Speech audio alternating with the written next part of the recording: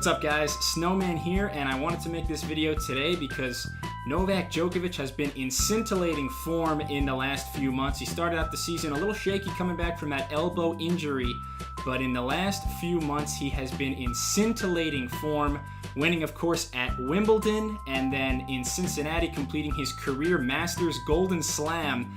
And then just a couple of weeks ago at the US Open, Djokovic has been as in fine fettle as he's ever been. So it got me thinking, between the other couple of living legends we still have right now, Roger Federer and Rafael Nadal, it got me thinking, which of those three men have had the most dominant season in this era? Obviously, those three are probably the three best tennis players of all time, certainly in my opinion, in many people's opinion. So I just want to take a deeper look into the best seasons of Roger Federer, Rafael Nadal, Novak Djokovic, and see who stands above the others.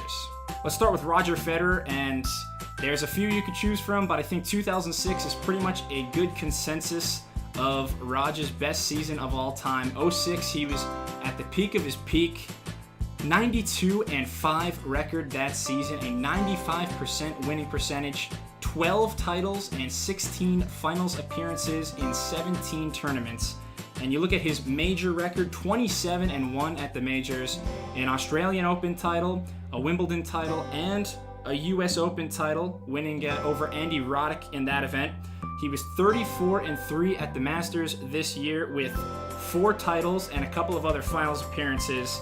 And for his eye-popping stat for Federer's, I've got 71-2 on hard court and grass. This guy dominated on both the hard courts and the grass seasons.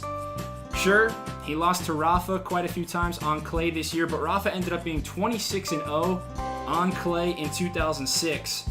And Fed only lost to 2 players in this season. One of them was Andy Murray in Cincinnati. The other one, Rafael Nadal, 4 times, including, like I said, 3 on clay in a year where Rafa was invincible on that surface. I think that's pretty few blemishes to choose from for Roger Federer in 2006. This is probably the GOAT in the peak of his form, and 06, he was, gosh, not to be trifled with. Moving ahead to Rafael Nadal. There's a little bit more controversy. There's a few more options, really, to choose for what is considered his best season or his most dominant season of all time. A lot of people, though, will narrow it down to 2008, 2010, and 2013. 2013 was great. He was very consistent, only lost before the semis one tournament, and that was in Wimbledon. He actually had a better win-loss record in 13 than in 2010, so very consistent. 2008 was definitely peak Rafa, especially on clay. He had that amazing summer, winning the Roland Garros, Wimbledon, in what is most people considering the greatest tennis match of all time, beating Fed in that Wimbledon final of 08. And then he also got a gold medal at the Olympics that summer. So 08 was just a crazy peak of his career. But I think 2010 was really the most success he has ever achieved. And you look at his total record, 71-10, 88% winning percentage. You've got 8 titles, 10 finals appearances, 25-1 at majors, so he's doing his business there. Roland Garros, Wimbledon, and US Open. We mentioned the win over Federer at Wimbledon certainly kind of boosts everything. He only lost at the Australian Open in the quarterfinals. Like Federer, though, very consistent on the Masters 1000 circuit this season, 29-5 at the Masters, including 3 titles.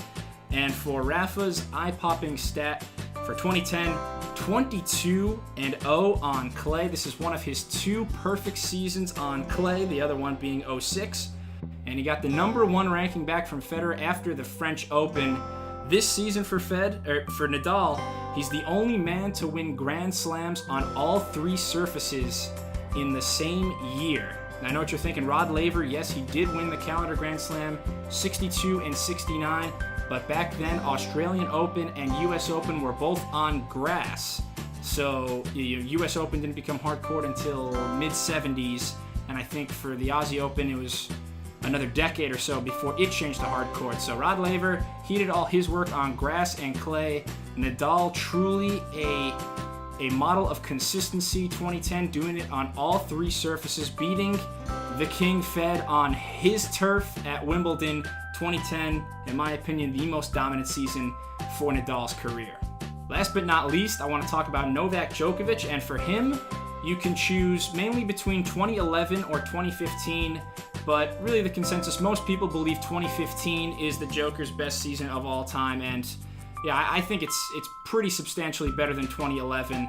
82-6 his overall record, a 93% winning percentage, 11 titles and 15 finals in 16 events. So very, very similar to Fed's 06 in that regard. Also similar to Fed in 06, 27-1 at the majors, same exact record. And Djokovic won Aussie Open, Wimbledon, and US Open. Only lost in the French Open final, not to Nadal, but actually to Stan Wawrinka in 2015. Here's, though, where it gets really good for Djokovic.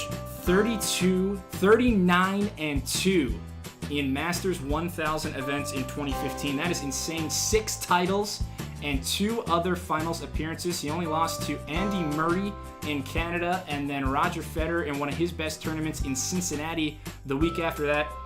He sat out of Madrid this year, too, in hopes to get some more rest before the French Open, or who knows, he might have had 7 Masters 1000 titles this season. Djokovic just insane at such high-level tournaments, though. 39-2 at the Masters 1000. And his eye-popping stat for this season, 31 victories. 31 victories over players in the top 10 and 15-4 record against other members of the Big Four, Fed, Nadal, Murray. He was playing in so many high-stakes matches in Masters 1000 semifinals and finals, Grand Slam finals. Every match this year was seemingly a big one for the Joker, and he came through in almost all of them. So Djokovic 2015, certainly right up there with the best seasons in tennis history. Now, if you have a strong opinion on this, I would love to hear about it. Please leave a comment. I know this is a popular debate that's been talked about for years and years, and it'll only be talked about more in years and years to come. I want to, though, give my opinion real quick, and for me, not just because I have this beautiful picture of Roger behind me. Trust me, I have respect for all 3 of these guys and what they've accomplished, but I'm going to put Fed's 06 just above Djokovic's 2015. Really, at this point, we're splitting hairs, but the only reason I give it to Fed over Djokovic because Fed's 1 loss in the majors in 06 was to the king of clay, Rafael Nadal, on his turf, Roland Garros. Fed was not favored in this match, although he was in his prime. This was Nadal's match to win, and that's exactly what Rafa did. For Djokovic, on the other hand, 2015, he was given a gift. Wawrinka taking out Nadal at Roland Garros. Djokovic was leagues and bounds the favorite of that final against Stan, and the Stanimal got him in a shocker. A lot of people thought that was an amazing opportunity to see a calendar Grand Slam. Djokovic was he would have been on the cusp if he got that.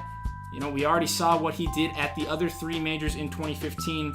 It just seems like that moment was a little bit more of a choke down or not playing up to the potential. Federer did all he could in 06, honestly. He won nearly everything. He lost to Rafael Nadal a few times on clay. All right, we can't bump him too much. But Djokovic losing to the Stanimal, you know, he was the favorite. He could have accomplished even greater things. So that's why I'm putting Fed 06 at number 1, Djokovic 2015, number 2, and Nadal at 2010, number 3. But certainly all 3 of them great seasons, and all 3 players, of course, 3 of the greatest of all time. It's so good to see all 3 healthy and back at the same time now. They should all be in London at the year-end finals in a month. So a lot of good stuff right now. If you like this video, please give me a thumbs up or subscribe to the Snowman Sports Media. Otherwise, keep it locked here, and I'll have more tennis content soon.